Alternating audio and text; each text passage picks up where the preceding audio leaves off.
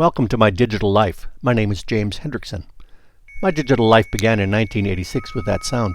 It's my 300 baud modem connected to my Apple IIe clone. There wasn't a lot to connect to back then, but one of my first logins was a friend's bulletin board system in Calgary. To be honest, it wasn't all that efficient as I could type as fast or faster than the modem could communicate. But it was fun, and you could chat and leave messages. The downside was that when you were connected, you tied up the phone line and had to pay long distance charges if connecting over a distance. I also connected with Edmonton's Apple user group and other local bulletin boards. We shared files, information, and news. It was the beginning of a whole new world. By 1988, I was working part-time and eventually full-time at the U of A and still attending classes. This phase of my digital life introduced me to email. I had one of the early BitNet accounts, which initially you accessed on the mainframe. The small local area network I managed had a shared Shiva net modem, a whopping 2400 baud, 8 times faster than my first one. While there, I was also part of a project that introduced SMTP scripting to the office, which allowed emails to be delivered right to your desktop. It was quite the innovation. These years also brought newsgroups and a CompuServe account, which came with some new features but also pay-by-the-minute charges.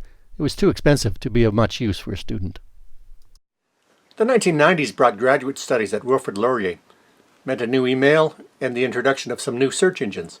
Apple Sherlock was one of my favorite back then, along with Alta Vista.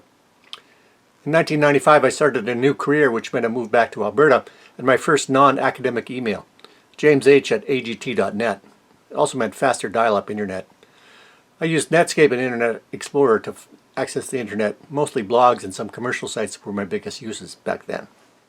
2000 brought a move back to Edmonton and access to ADSL. Much faster internet, and it no longer tied up the phone line.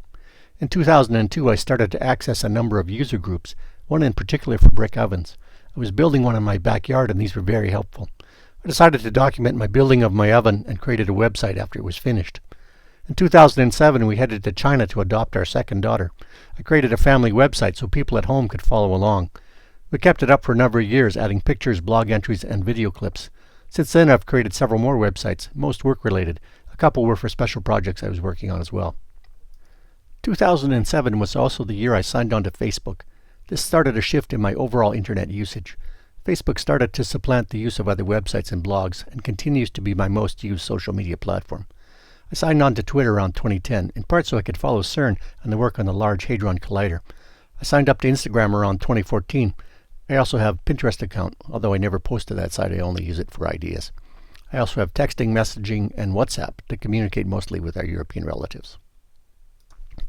I've had my own domain since about 2012. It started when I wanted to change internet providers, which meant losing my email account. I decided that would not happen again, so Hendricksen.ca was born.